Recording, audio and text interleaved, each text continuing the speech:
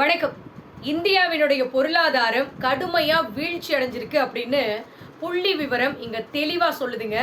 அதையும் கடந்த 8 வருஷத்துல அதிகமா வருமானம் தரக்கூடிய 6 லட்சம் பேர், 6 லட்சம் அதிகமா வருமானம் தரக்கூடிய அந்த பிரிவினர்கள்ல 6 லட்சம் பேர் இந்தியாவில இருந்து வெளியேறி இருக்கிறாங்க.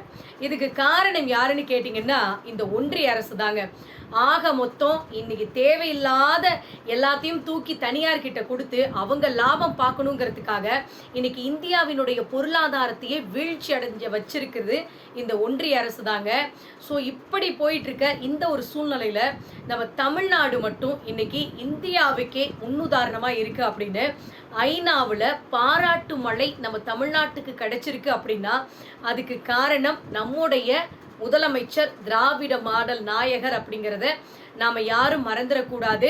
ரொம்ப நாள் கழிச்சு நம்ம தமிழ்நாடு டபுள் டிஜிட்ல இன்னைக்கு பொருளாதார வளர்ச்சி அடைஞ்சிருக்கு அப்படின்னா அதுக்கு காரணம் இந்த திராவிட மாடல் அரசு அப்படிங்கிறத மக்களான நாம தெரிஞ்சுக்கணும்.